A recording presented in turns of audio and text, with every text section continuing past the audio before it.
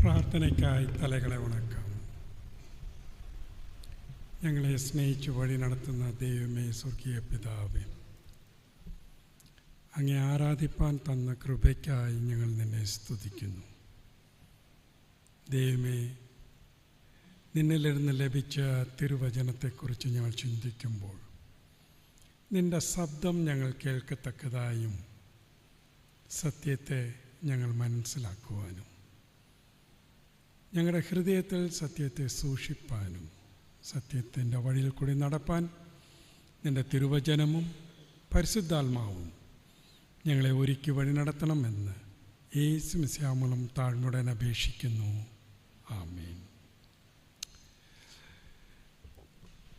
ക്രിസ്തുവിൽ പ്രിയമുള്ളവരെ,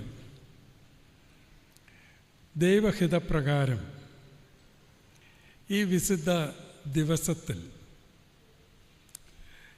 ഈ ദേവാലയത്തിൽ കടന്നു വരുവാനും നിങ്ങളോട് ചേർന്ന് 176 വർഷത്തിനെ കുറിച്ച് ചിന്തിപ്പാനും ആ സന്തോഷത്തിൽ പങ്കെടുപ്പാനും നൽകിയ കൃപയ്ക്കായി ഞാൻ ദൈവത്തെ സ്തുതിക്കുന്നു. തിരുമേനി പറഞ്ഞ എല്ലാ നല്ല വാക്കുകൾക്കായി ഞാൻ നന്ദി പറയുന്നു. തിരുമേനി ഫ്രാൻസിസ് തിരുമേനിയും കൊച്ചമ്മയും നല്ല സുഹൃത്തുക്കളായി ഞങ്ങൾ ഇന്നും കടന്നു വരികയാണ്. തിരുമേനി വിളിച്ചൊരു കാര്യം പറഞ്ഞു കഴിഞ്ഞാൽ പിന്നെ അതിനൊരിക്കലും ഞാൻ തടസ്സം പറഞ്ഞിട്ടുമില്ല. തിരുമേനിയുടെ പ്രവർത്തനവും തിരുമേനിയുടെ ദൗത്യങ്ങളെല്ലാം കാണുന്ന അവസരങ്ങളിൽ മിഷണറി ദൗത്യം ദൈവം നൽകിയിരിക്കുന്നു എന്നുള്ളതാണ് തിരുമേനിയുടെ എല്ലാ പ്രവർത്തനത്തിലും നമുക്ക് കാണുവാൻ സാധിക്കുന്നത്. ഈ ദേശത്തും വരും തലമുറയ്ക്കും ദൈവം തിരുമേനിയിൽ കൂടി അനുഗ്രഹം പകരട്ടെ. ഈ ദേവാലയത്തിൻ്റെ 176 ആഘോഷത്തിൽ പങ്കെടുപ്പാനായും ദൂത് നൽകുവാനായും ഒരവസരം കൂടെ ബെൻ അച്ഛൻ അത് ഒരുക്കിത്തന്നു.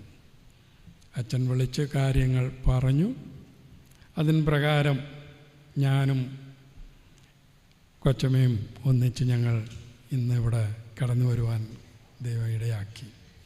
ഈ അവസരം ഒരുക്കി തന്ന പാസ്റ്റർ കമ്മിറ്റി അംഗങ്ങളും ഡയസൻ കൗൺസിൽ അംഗങ്ങളും അതുപോലെ തന്നെ വികാരി അച്ഛനോടും തിരുമേനിയോടും ഹൃദയത്തിൻ്റെ ആഴത്തിൽ നിന്ന് നന്ദി രേഖപ്പെടുത്തുന്നു. ഈ അവസരത്തിൽ ഇവിടെ കടന്നു വന്ന പല ഭാഗങ്ങളിലിരുന്ന് തിരുമേനി പറഞ്ഞതുപോലെ ലോകത്തിൻ്റെ പല ഭാഗങ്ങൾക്ക് ദൈവം നിങ്ങളെ നടത്തി കൊണ്ടുപോകുകയാണ്. എല്ലാ ഭാഗങ്ങളിലും നിങ്ങളുടെ തലമുറകൾ വളർന്നുയർന്നതും നമുക്ക് കാണാൻ സാധിക്കുന്നു. അതിൽ പലരും ഇവിടെ കടന്നു വരുവാനും പലരെയും എൻ്റെ ഡയസിസിലും ഉള്ളവരെയും കാണുവാനും സാധിച്ചു. അതിനായി ഞാൻ ദൈവത്തിന് നന്ദി പറയുന്നു. ഹെൻറി ബേക്കർ ജൂനിയറിനെ കുറിച്ച് നമ്മൾ നല്ലപോലെ അറിയാം. 1817 CMS മിഷണറിമാരായി 3 മിഷണറിമാരെയാണ് അതിൽ പൊതുവെ പറയപ്പെടുന്നത്. ബെഞ്ചമിൻ ബെയ്ലി, അതുപോലെ തന്നെ ജോസഫൻ, മറ്റത് ഹെൻറി ബേക്കർ സീനിയർ എന്ന് അറിയപ്പെടുന്നത്. ഈ 3 മിഷണറിമാരെയാണ് CMS മിഷണറിമാരെന്ന് പൊതുവെ പറയപ്പെടുന്നത്. 1817 ജോസഫൻ അതുപോലെ തന്നെ യുവപ്രായത്തിൽ ഇരുന്ന ഹെൻറി ബേക്കർ സീനിയർ അവർ ഒത്തൊരുമിച്ച് വിക്ടോറിയ എന്ന യാത്ര കപ്പലിൽ അവർ തിരിച്ചു. അവർ ഇന്ത്യയിൽ വന്നെത്തുന്നു. ആ കാലഘട്ടത്തിൽ തഞ്ചാവൂർ, തമിഴ്നാട്ടിലുള്ള തഞ്ചാവൂർ എന്ന ഭാഗത്ത് ജർമ്മൻ ലൂതറൻ മിഷണറിമാർ അവിടെ ഉണ്ടായിരുന്നു. അവർക്ക് മിഷണറിമാർ തീരെ കുറവായതുകൊണ്ട് തങ്ങളെ സഹായിക്കണമെന്ന് CMS മിഷണറിമാരോട് അവർ അപേക്ഷിച്ചിരുന്നു. പല കാലങ്ങളായി അപേക്ഷിച്ച അവസരത്തിലാണ് ഈ ജോസഫനും അതുപോലെ തന്നെ ഹെൻറി ബേക്കർ സീനിയറും ഇന്ത്യയിൽ വന്ന് എത്തുന്നത്.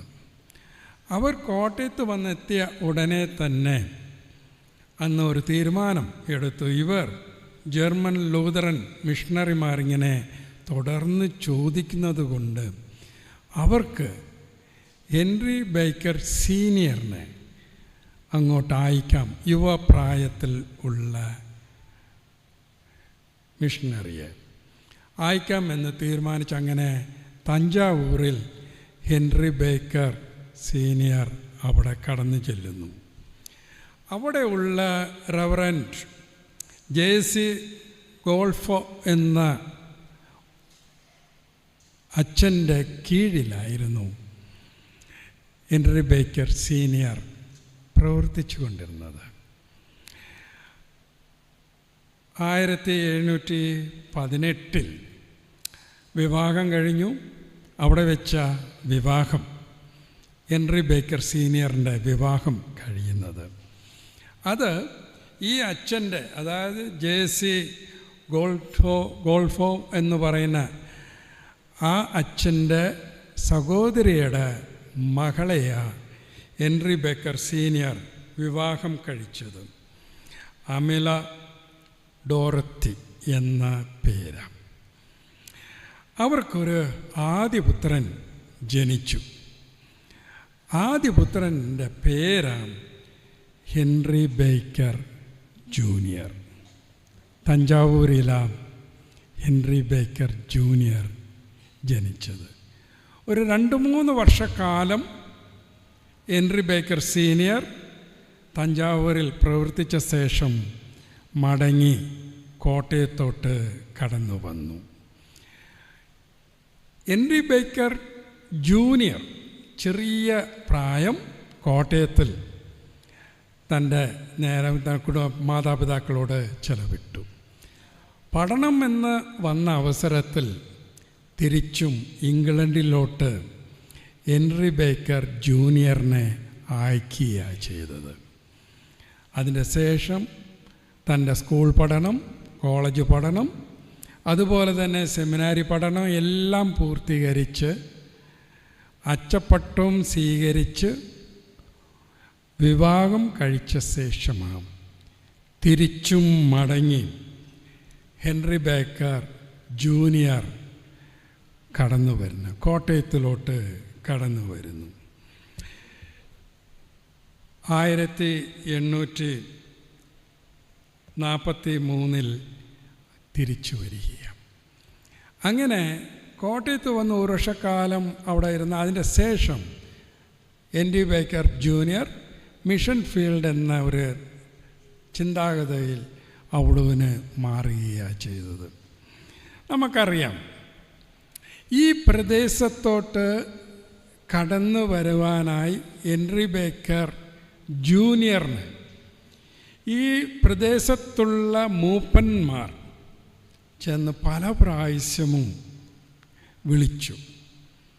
അവർ വിളിച്ചത് ഒരു രീതിയിൽ പറഞ്ഞാൽ, പൊതുവെ മിഷണറിമാരെ നമ്മുടെ ഇന്ത്യ ദേശത്തിൽ എവിടെ അവർ മിഷൻ വർക്ക് ചെയ്താലും അവിടെയെല്ലാം ഒരു ധനസഹായം അവർ ആഗ്രഹിക്കും. ആ ജനം മിഷണറിമാർ വന്നു എന്ന് പറഞ്ഞാൽ അവരിൽ നിന്ന് എന്തെങ്കിലും ഒരു ധനസഹായം ആഗ്രഹിച്ചു. എന്നാൽ ഈ ഒരു പ്രദേശത്തിൽ ഉള്ള ജനം മാത്രമേ അവരോട് പറഞ്ഞു, ഞങ്ങൾക്ക് ഏത് ധനസഹായം വേണ്ട, ഞങ്ങൾക്ക് വേണ്ടിയത് രണ്ട് കാര്യങ്ങളെ അവർ ചുരുക്കമായ രണ്ട് കാര്യങ്ങൾ അടിസ്ഥാനമാക്കി അവർ പറഞ്ഞു. അതായത്, ഒന്ന്, ഞങ്ങൾ ആർക്കും അടിമ ആകാൻ പാടില്ല. അതിനു വേണ്ടിയ അറിവും ജ്ഞാനവും പഠിച്ചെടുക്കാനുള്ള കഴിവും ഞങ്ങൾക്ക് തരണമേ. രണ്ടാമത്, ഞങ്ങൾ ദൈവത്തിൽ ആശ്രയിച്ചുകൊണ്ട് ശുശ്രൂഷ ചെയ്യുവാൻ ആഗ്രഹിക്കുന്നു. ഈ രണ്ട് കാര്യത്തിനായി അവർ ഹെൻറി ബേക്കർ ജൂനിയറിനെ വിളിച്ച് വരുത്തുന്നത്. അവസാനമായി ഹെൻറി ബേക്കർ ജൂനിയർ 1848 ഈ ദേശത്ത് കടന്നു വരികയും പലരെയും സ്നാനപ്പെടുത്തി. അതുപോലെ തന്നെ ഇവിടെ 1849 ഇവിടെ ഒരു ആരാധന ഇടം, ചെറിയൊരു പള്ളി സ്ഥാപിക്കുകയും ചെയ്തു. പ്രിയമുള്ളവരെയും, ഹെൻറി ബേക്കർ ജൂനിയറിൻ്റെ നമ്മൾ അറിയപ്പെടുന്നത് അപ്പോസ്റ്റൽ ഓഫ് ദ ഹിൽസ് എന്ന് അറിയപ്പെടുന്നത്, മലപ്രദേശത്തിൻ്റെ അപ്പോസ്തലൻ എന്ന് അറിയപ്പെടുന്നതാണ് ഹെൻറി ബേക്കർ ജൂനിയർ എന്നുള്ളത് നമുക്കറിയാം. ഇവിടെ വന്ന് ജനത്തിൻ്റെ മധ്യത്തിൽ അവർ ആഗ്രഹിച്ചതുപോലെ അവർക്ക് പഠിക്കുവാനുള്ള അറിവും ജ്ഞാനവും പകർന്നു കൊടുക്കുകയും മറ്റുള്ളവർക്ക് മുൻപിൽ അടിമകളായി മാറാതെ ഉയർന്നു നിൽക്കാനുള്ള കഴിവും അവർ കൂട്ടായി വളർത്തിയെടുത്തു. അതേ അവസരത്തിൽ അവർ ദൈവഭയത്തോടെ ദൈവത്തെ സ്വന്തം രക്ഷകനായി സ്വീകരിച്ചുകൊണ്ട് അവർ മറ്റുള്ള ഇടങ്ങളിൽ സാക്ഷികളായി പ്രകാശിപ്പാൻ, ശുശ്രൂഷിപ്പാൻ ദൈവം അവരെ ഉയർത്തി. ഈ ദേവാലയം പൊതുവെ നമ്മൾ പറയുമ്പോൾ ദേവാലയത്തിൻ്റെ പ്രതിഷ്ഠ ചെയ്യുന്ന ദിവസങ്ങളിൽ വായിക്കുമ്പോഴോ അല്ലെങ്കിൽ അടിസ്ഥാനമാക്കി പ്രസംഗിക്കുന്നതോ 2 ദിനവൃത്താന്തം 6-ാം അധ്യായം 40-ാം വാക്യമാണ് പൊതുവെ ഉപയോഗിക്കാറുള്ളത്. അത് സലോമോൻ്റെ പ്രാർത്ഥനയാണ്. സലോമോൻ്റെ പ്രാർത്ഥനയാണ് അത്. ആ പ്രാർത്ഥന പറയുന്നത് ഇത്രയേ ഉള്ളൂ: എൻ്റെ ദൈവമേ, ഈ സ്ഥലത്ത് വെച്ച് കഴിക്കുന്ന പ്രാർത്ഥനയ്ക്ക് നിൻ്റെ കണ്ണ് തുറന്നും നിൻ്റെ ചെവി ശ്രദ്ധിച്ചും ഇരിക്കണമേ. ഈ ദേവാലയത്തിൻ്റെ ഉള്ളിൽ കടന്നു വന്ന് പ്രാർത്ഥന നീ കേൾക്കുകയും കാണുകയും ചെയ്യണമേ എന്ന ഈ വാക്യം പൊതുവെ എല്ലാ ദേവാലയ പ്രതിഷ്ഠകളിലും ഉപയോഗിക്കുന്ന ഒരു വാക്കാണ്. സാലമോൻ ദേവാലയം പണിതുയർത്തി അതിൻ്റെ പ്രതിഷ്ഠാകർമ്മങ്ങൾ നടന്നുകൊണ്ടിരിക്കുന്ന അവസരത്തിൽ സാലമോൻ ആ ദേവാലയത്തിൽ നിന്ന് എടുത്ത പ്രാർത്ഥന എന്നുള്ളത് നമുക്ക് ഈ ഭാഗം നമുക്ക് കാണുവാൻ സാധിക്കും. ഇതിനു മുമ്പുള്ള അധ്യായങ്ങളിലെല്ലാം വായിക്കുമ്പോൾ അവിടെ ദേവാലയം പണിതിൻ്റെ കുറിച്ചെല്ലാം പറയുന്നു. അതിൻ്റെ ശേഷം പ്രതിഷ്ഠാകർമ്മം തുടങ്ങിയത് ശേഷമുള്ള ഒരു ഭാഗമാണ് ഈ പ്രാർത്ഥന. അവിടെ നമ്മൾ പൊതുവെ എല്ലാ ദേവാലയത്തിലും ഈ പ്രാർത്ഥന നമ്മൾ ഉപയോഗിക്കാറുമുണ്ട്. എന്നാൽ ഒരു കാര്യം, ഈ പ്രാർത്ഥന ദൈവം അങ്ങനെ പൂർണ്ണമായി അംഗീകരിച്ചു എന്ന് നമുക്ക് പറയുവാൻ സാധിക്കുകയില്ല. അതിനെക്കുറിച്ച് നമ്മൾ പൊതുവെ ചിന്തിക്കാറുമില്ല. എന്നാൽ ഇന്ന് വായിച്ചു കേട്ട 1-ാം പാഠം 2 ദിനവൃത്താന്തം 7-ാം അധ്യായത്തിലാണ് വായിച്ചത്. 11 മുതൽ 16 വരെയുള്ള വാക്യങ്ങളാണ് അതിൽ കേട്ടത്. അവിടെ ദൈവം പറയുന്നുണ്ട്, അതായത് സോളമോൻ ഈ പ്രാർത്ഥന പ്രാർത്ഥിച്ച ശേഷം അത് കഴിഞ്ഞ യാഗപീഠങ്ങളുടെ പ്രതിഷ്ഠകൾ 7 ദിവസം അവർ ആ പ്രതിഷ്ഠ കർമ്മങ്ങൾ നിറവേറ്റുക, യാഗപീഠത്തിൻ്റെ പ്രതിഷ്ഠകൾ. അത് കഴിഞ്ഞ് ദൈവം സലോമോനോട് അവൻ്റെ പ്രാർത്ഥനയ്ക്ക് ഉത്തരമായി പറയുന്നുണ്ട്, നീ പറഞ്ഞത് ശരി, നീ ആഗ്രഹിച്ചതും നല്ലത്, എന്നാൽ അത് നിറവേറണമെങ്കിൽ ഞാൻ ചില കാര്യങ്ങൾ നിൻ്റെ മുൻപിൽ വെക്കുന്നു. നീ അത് അനുസരിക്കുകയാണെങ്കിൽ അത് നീ ആഗ്രഹിച്ചത് നിറവേറും. നീ അനുസരിച്ചില്ലെങ്കിൽ അത് അവിടെ നിന്ന് മാറ്റപ്പെടും. എന്നാൽ ഇത് പൊതുവെ നമ്മൾ ചിന്തിക്കാറില്ല പ്രതിഷ്ഠാ ദിനത്തിൽ. എന്നാൽ പ്രതിഷ്ഠാ ദിനത്തിൽ ചിന്തിക്കേണ്ട ഒരു കാര്യമാണ് ഈ ഭാഗത്ത് പറയുന്നത്. അവിടെ പറയുന്നത് 14-ാം വാക്യത്തിൽ, 7-ാം അധ്യായത്തിൽ 14-ാം വാക്യത്തിൽ ഇങ്ങനെ പറയുന്നു, എൻ്റെ നാമം വിളിക്കപ്പെട്ടിരിക്കുന്ന എൻ്റെ ജനം തങ്ങളെ തന്നെ താഴ്ത്തി പ്രാർത്ഥിച്ച് എൻ്റെ മുഖം അന്വേഷിച്ച് തങ്ങളുടെ ദുർമാർഗത്തെ വിട്ട് തിരിയുമെങ്കിൽ ഞാൻ സ്വർഗത്തിൽ നിന്ന് കേട്ട് അവരുടെ പാപം ക്ഷമിച്ച് അവരുടെ ദേശത്തിന് സൗഖ്യം വരുത്തി കൊടുക്കും. ഇതാ ദൈവം പറയുന്നത്. നീ പ്രാർത്ഥിച്ച ആ പ്രാർത്ഥന ഞാൻ അംഗീകരിക്കണമെങ്കിൽ 4 കാര്യങ്ങൾ ദൈവം ഇവിടെ പറയുന്നു. ഒന്ന്, തന്നെത്താൻ താഴ്ത്തുക എന്നുള്ളത്. തന്നെത്താൻ താഴ്ത്തുക എന്ന് പറയുമ്പോൾ നമ്മൾ ഓർക്കണം, എങ്ങനെയാണ് താഴ്ത്തുന്നത്, എന്തുവാ ഈ താഴ്ത്തൽ എന്നുള്ളതാണ്. അതായത് നമ്മൾ ചിന്തിക്കുകയാണെങ്കിൽ മനുഷ്യരെക്കാൾ കുറച്ച് ഉയർന്ന സ്ഥാനം വഹിക്കുന്നതാണ് മാലാഖമാർ എന്നുള്ളത്. മാലാഖമാരിൽ ഉയർന്ന സ്ഥാനം വഹിക്കുന്നതാണ് നമ്മൾ കാണുകയാണെങ്കിൽ സാറാഫുകൾ. സാറാഫുകൾ എന്ന് പറയുന്നത് മാലാഖ ദൈവലോകത്തിൽ സ്വർഗരാജ്യത്തിൽ മാലാഖകളെ ഉയർന്നു നിന്ന് പ്രവർത്തിക്കുന്ന സാറാഫുകൾ. ഈ സാറാഫുകളെക്കുറിച്ച് നമുക്ക് കാണാൻ സാധിക്കും. യെശയ്യാവ് പ്രവാചകൻ 6-ാം അധ്യായം അവിടെ നമ്മൾ വായിക്കുമ്പോൾ സാറാഫുകളുടെ പ്രവർത്തനത്തെക്കുറിച്ച് നമുക്ക് കാണാൻ സാധിക്കും. ഈ സാറാഫുകളെ അവിടെ പറയുമ്പോൾ അവർക്ക് 6 ചിറകുകളുണ്ടായിരുന്നു.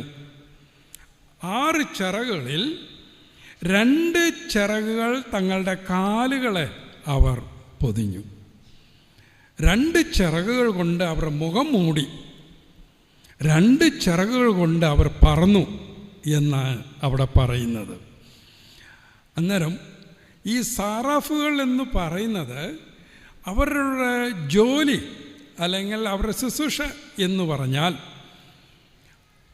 സ്വർഗരാജ്യത്തിൽ ഇരുട്ടിൻ്റെ ഒരു അംശവും ഉണ്ടാകരുത്, അതായത് നിഴൽ പോലും ഉണ്ടാകരുത് എന്ന കാരണത്താൽ അവർ വെളിച്ചം പകർന്നുകൊണ്ടേയിരിക്കും. എല്ലായിടവും വെളിച്ചം നിറഞ്ഞതായി അവർ മാറ്റിക്കൊണ്ടേയിരിക്കും. ആ അവസരത്തിലാണ് ദൈവം തൻ്റെ സിംഹാസനത്തിൽ വന്ന് ഇരിക്കുന്ന അവസരത്തിൽ ഇവരെന്തോ എടുത്തു, ഇവർ 2 കാലുകളെ, അവരുടെ കാലുകളെ 2 ചിറകുകൾ കൊണ്ട് പൊതിഞ്ഞു, അവരുടെ മുഖമും 2 ചിറകുകൾ കൊണ്ട് പൊതിഞ്ഞുകൊണ്ട് അവർ 2 ചിറകുകൾ കൊണ്ട് പറന്നുകൊണ്ട് പരിശുദ്ധൻ പരിശുദ്ധൻ എന്ന് അവർ പാടുന്നു. അതായത് സ്വർഗരാജ്യത്തിൻ്റെ ഉയർന്നു നിൽക്കുന്ന സാറാഫുകൾ ദൈവത്തിൻ്റെ മുൻപിൽ വന്ന അവസരത്തിൽ അവർ തങ്ങളെ താഴ്ത്തുന്നു. ഇവിടെ 2 കാലുകൾ പൊതിഞ്ഞു, 2 അവരുടെ ചിറകുകൾ കൊണ്ട് മുഖം മൂടി എന്ന് പറയുമ്പോൾ സാഷ്ടാംഗം വീണ് നമസ്കരിക്കുന്നു ഇതിൻ്റെ തുല്യമായി ഇവിടെ പറയുന്നു. ഒരു മനുഷ്യൻ മുൻപായി സാഷ്ടാംഗം വീണ് ദൈവത്തിൻ്റെ മുമ്പിലോ ആരുടെ മുമ്പിലോ വീണ് നമസ്കരിക്കുമ്പോൾ അവൻ്റെ കാല് ഭൂമിയോട് പറ്റിയിരിക്കും, അവൻ്റെ മുഖം ഭൂമിയോട് പറ്റിയിരിക്കും. അത്രയും തുല്യത ഉള്ള ആ സ്ഥിതിയിലാണ് ദൈവത്തെ അവർ മഹത്വപ്പെടുത്തുന്നത്. അങ്ങനെയാണെങ്കിൽ നമ്മൾ ദേവാലയത്തിനുള്ളിൽ പ്രവേശിക്കുമ്പോൾ ഓർക്കുക, നമ്മൾ ആരുടെ മുമ്പിലാണ് നിൽക്കുന്നത്? എന്തുണ്ട് നമുക്ക് പറയുവാൻ? നമ്മുടെ മഹത്വം എന്തോ? ഒന്നുമില്ല. ദൈവത്തിന് മുമ്പിൽ തന്നെ താൻ താഴ്ത്തുക. ഇതാ ഇവിടെ പറയുന്ന അവസരത്തിൽ ദൈവം പറയുന്നത്, എൻ്റെ ജനം തങ്ങളെ തന്നെ താഴ്ത്തുക. ദൈവസന്നിധാനത്തിൽ കടന്നു വരുമ്പോൾ തങ്ങളെ തങ്ങൾ താഴ്ത്തുക എന്നുള്ളത്. രണ്ടാമതായി പറയുവാൻ ആഗ്രഹിക്കുന്നത്, ദൈവത്തിൻ്റെ സന്നിധാനത്തിൽ നമ്മൾ കടന്നു വരുമ്പോൾ നമ്മളുടെ കുറവുകളെ കുറ്റങ്ങളെ തിരിച്ചറിയുക എന്നുള്ളതാണ്. നമ്മുടെ കുറവുകളെയും കുറ്റങ്ങളെയും തിരിച്ചറിയണം. അതാ ഇവിടെ പറയുന്നത്. അതായത് യെശയ്യാവ് പ്രവാചകൻ അവൻ ദൈവസന്നിധാനത്തിൽ നിൽക്കുകയാണ്. അവിടെ ദൈവത്തിൻ്റെ സിംഹാസനം കണ്ട അവസരത്തിൽ അവൻ പറയുന്ന വാക്ക്, എൻ്റെ അധരം പാവം ചെയ്ത അധരമാണ്, കുറവുകൾ നിറഞ്ഞ അധരമാണ് എന്ന് പറഞ്ഞ് തന്നെത്താൻ അവൻ താഴ്ത്തുകയാണ് ചെയ്യുന്നത്. അതിൻ്റെ അടിസ്ഥാനത്തിലാണ് അവൻ പറയുന്നത്, അയ്യോ ഞാൻ പാപിയാണ് എന്ന് പറഞ്ഞ് അവൻ അവിടെ നിലവിളിക്കുന്നത്. അപ്പോൾ ദൂതൻ ഒരു തീക്കനലെടുത്ത് അവൻ്റെ അധരത്തെ തൊട്ട ശേഷം, നിന്റെ പാവങ്ങളെല്ലാം മോചിച്ചിരിക്കുന്നു എന്നുള്ള വാക്ക് അവിടെ വരുന്നു. അന്നേരം താൻ ഒരു പാപം ചെയ്തവൻ, കുറ്റം നിറഞ്ഞവൻ, കുറവുള്ളവൻ എന്ന് തിരിച്ചറിയുന്നത് ദൈവസന്നിധാനത്തിൽ നിൽക്കുന്ന അവസരത്തിലാണ്. പ്രിയമുള്ളവരെ, നമ്മൾ ഈ ദൈവസന്നിധാനത്തിൽ വന്ന് നിൽക്കുമ്പോൾ മറ്റുള്ളവരുടെ കുറവുകളെ കാണുവാൻ അല്ല, അത് ദൈവം ആഗ്രഹിക്കുന്നുമില്ല. എന്നെ തന്നെ ഞാൻ തിരിച്ചറിഞ്ഞുകൊണ്ട് എന്നിലുള്ള കുറവുകളെ ഞാൻ മനസ്സിലാക്കി അത് ദൈവത്തിൻ്റെ മുമ്പിൽ അറിയിക്കുക. സമാരിയ സ്ത്രീ യേശുവിൻ്റെ മുൻപിൽ കടന്നു വന്ന അവസരത്തിൽ യേശു അവളെക്കുറിച്ച് വലിയതായിട്ട് ഒന്നും കാര്യങ്ങളൊന്നും പറയുന്നില്ല. എന്നാൽ അവൾ അത് മനസ്സിലാക്കി യേശുവിൻ്റെ മുമ്പിൽ താൻ ചെയ്ത കുറ്റങ്ങളെ അവൾ അറിയിക്കുകയും ചെയ്യുന്നു. ദൈവത്തിൻ്റെ സന്നിധാനത്തിൽ വരുമ്പോൾ എന്നിലുള്ള കുറവുകളും കുറ്റങ്ങളും പാപങ്ങളും ഞാൻ തിരിച്ചറിഞ്ഞ് ഏറ്റുപറയുക. അതിലിരുന്ന് ദൈവം നമ്മെ മോചിപ്പിക്കട്ടെ. മാനസാന്തരത്തിൻ്റെ ഒരു ഭാഗമായി നമുക്ക് കാണുവാൻ സാധിക്കുന്നത്. മൂന്നാമതായി ദൈവം ആഗ്രഹിക്കുന്നത്, ഇതേ ഭാഗത്ത് നമ്മൾ കാണുമ്പോൾ പ്രാർത്ഥന എന്നൊരു വാക്ക് നമുക്ക് കാണാം. എൻ്റെ ആലയം പ്രാർത്ഥന ആലയം, ദേവാലയം പ്രാർത്ഥന ദേവാലയം എന്ന പറയുന്നത്. അതായത് ക്രിസ്ത്യാനികൾക്ക് മാത്രമുള്ള ആലയമല്ല. ദേവാലയം എന്ന് പറഞ്ഞാൽ ഏത് മനുഷ്യനും ഏത് മതത്തിലുമുള്ളവരും ദൈവത്തെയും കൂടെ വിശ്വസിക്കാത്ത ജനത്തിനും ആ ദേവാലയത്തിൽ കടന്നു വരാൻ, അവരെ ആരെയും തടയാൻ നമുക്ക് അധികാരങ്ങൾ ഇല്ല. അത് ദൈവത്തിൻ്റെ ആലയമാണ്. അവിടെ ആർക്ക് വേണമെങ്കിലും വന്ന് പ്രാർത്ഥിപ്പാൻ ഉള്ള അവസരമാണ് ദൈവം അവിടെ നൽകിയിരിക്കുന്നത്. ഒരു സംഭവ കഥ ഞാൻ പറയാൻ ആഗ്രഹിക്കുന്നു. കോട്ടയം ഭാഗത്താണ് ഇത് സംഭവിച്ചത്. ടി ചാണ്ടി എന്ന ദേവദാസൻ നമ്മുടെ ഇന്നത്തെ ചിന്തകൾ എന്ന് പറഞ്ഞ് പണ്ട് എഴുതിക്കൊണ്ടിരുന്ന പത്രത്തിൽ, മലയാളം മനോരമ പത്രത്തിൽ എല്ലാ ഞായറാഴ്ചയും എഴുതിക്കൊണ്ടിരുന്ന ഒരു വ്യക്തിയായിരുന്നു ടി ചാണ്ടി. ഒരിക്കൽ ടി ചാണ്ടി തൻ്റെ ഒരു ദൂരയാത്രയ്ക്ക് പുറപ്പെടുകയായിരുന്നു. ഒരു ടാക്സി വിളിച്ചു. ആ ടാക്സിയിൽ വീട്ടിലിരുന്ന് പുറപ്പെട്ടു. കുറച്ച് ദൂരം പോയ ഉടനെ ആ ഓടിച്ച ഡ്രൈവർ ഈ ടി ചാണ്ടി സാറിനോട് പറഞ്ഞു, സാറേ ഒരു 2 മിനിറ്റ് എനിക്ക് തരണം, അവിടെ ഒരു ദേവാലയമുണ്ട്, ആ ദേവാലയത്തിന് മുമ്പിൽ പോയി ഒന്ന് പ്രാർത്ഥിച്ചിട്ട് വരാനാ എന്ന് പറഞ്ഞു. അങ്ങനെ പറഞ്ഞു, അതുകൊണ്ട് എന്തോ കുഴപ്പം, കാറ് സൈഡിൽ നിർത്തിയിട്ട് നീ പോയി പ്രാർത്ഥിച്ചിട്ട് വന്നേരെ എന്ന് പറഞ്ഞു. അവൻ ഓടിപ്പോയി അവിടെ കൈയും കൂപ്പി നിന്നു. ആ ദേവാലയം അടച്ചാ കിടക്കുന്ന വെളിയിൽ നിന്ന് കൈയും കൂപ്പി നിന്ന് പ്രാർത്ഥിച്ചു. അവൻ ഓടി വന്നു, കയറി. അവൻ്റെ പേര് ഹരി, ബ്രാഹ്മണ. ഇത് കണ്ടപ്പോൾ ടി ചാണ്ടി സാറാ അവനോട് ചോദിച്ചു, നീ ഈ ദേവാലയത്തിന് ഇത്ര ഒരു ഇമ്പോർട്ടൻസ് നീ കൊടുക്കുന്നുണ്ടല്ലോ, എന്താ കാരണം എന്ന് ചോദിച്ചു. അന്നേരം അവൻ പറഞ്ഞ കാര്യം ഇതായിരുന്നു, എനിക്ക് 2 മക്കളായിരുന്നു. ചെറിയ പൈതലിന് അവന് അസുഖം വന്നു, ന്യൂമോണിയ കൂടി. അവനെ കൊണ്ടുവന്ന് ഇതിൻ്റെ തൊട്ടടുത്തുള്ള ഹോസ്പിറ്റലിലാണ് അഡ്മിറ്റ് ചെയ്തത്.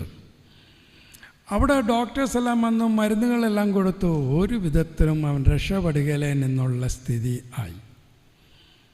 അന്നേരം മാതാപിതാക്കളെ ഡോക്ടർ വിളിച്ചിട്ട് പറഞ്ഞു, നിങ്ങൾ ദൈവത്തോട് പ്രാർത്ഥിക്കുക, എന്തെങ്കിലും ചെയ്താൽ ദൈവത്തിന് മാത്രമേ ചെയ്യുവാൻ സാധിക്കുകയുള്ളൂ. ഞങ്ങൾക്ക് ചെയ്യേണ്ടതെല്ലാം ചെയ്തു കഴിഞ്ഞു, ഞങ്ങളുടെ കൈ വിട്ടു പോയി എന്ന് പറഞ്ഞു. അവൻ മരണത്തോടെ ആ ചെറിയ പൈതൽ അടുത്തു. അന്ന് ഞായറാഴ്ചയായിരുന്നു. ഉടനെ ഈ പിതാവിന് എന്ത് ചെയ്യണമെന്നറിയാതെ തൊട്ടടുത്തുള്ള ഈ പള്ളിയിൽ ആരാധന നടക്കുന്നു, പാട്ടും പ്രാർത്ഥനയും, ജനം വെളിയിലുമെല്ലാം നിൽക്കുന്നു. അവനും ആ ഹോസ്പിറ്റലിൽ നിന്ന് ഇറങ്ങി നേരെ വന്ന് അതിൻ്റെ മുറ്റത്ത് നിന്ന് കൈയും കൂപ്പി കണ്ണും അടച്ച് നിന്ന് അവൻ ദൈവത്തെ വിളിക്കുക.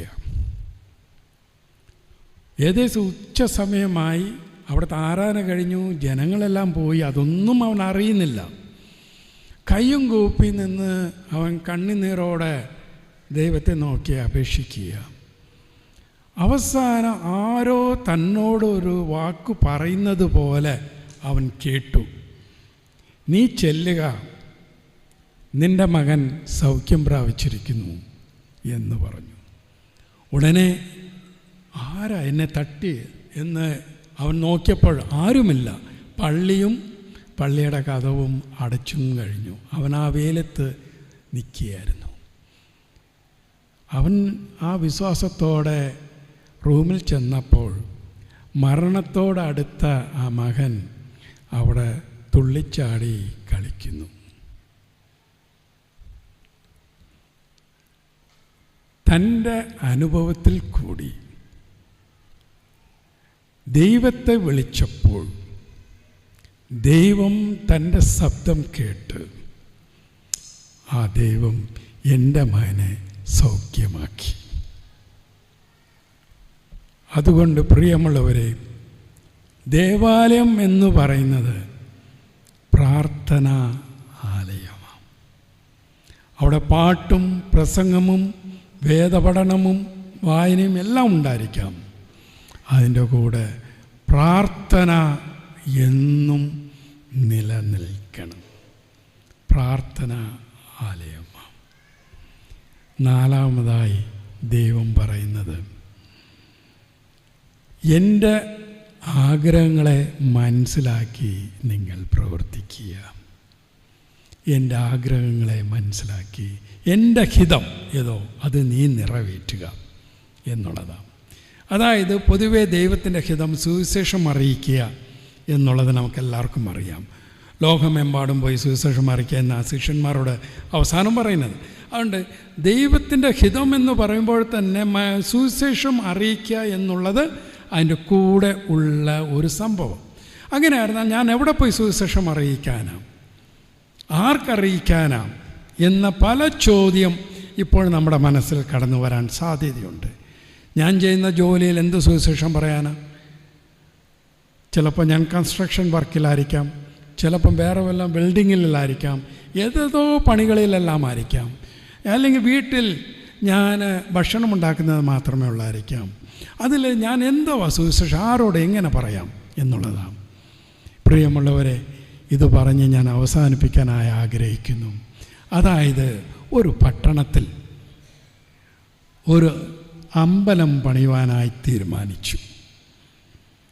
അതിനുള്ള കമ്മിറ്റികൾ കൂടി തീരുമാനമെടുത്തു. മനോഹരമായ ഒരു അമ്പലം അവർ പണിയുവാനായി തുടങ്ങി.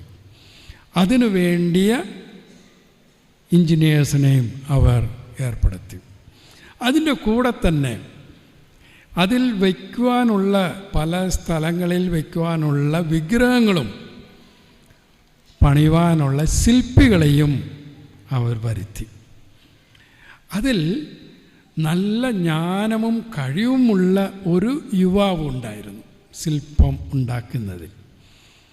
അവനോട് പറഞ്ഞു അവർ, നീ ഈ അമ്പലത്തിൻ്റെ മധ്യത്തിലുള്ള ഗർഭസ്ഥലം എന്നൊരു ഭാഗമുണ്ട്, അതിൽ ഒരു ദേവിയെ പ്രതിഷ്ഠിക്കുവാനാണ് പോകുന്നത്, അത് നീ ചെയ്യുക.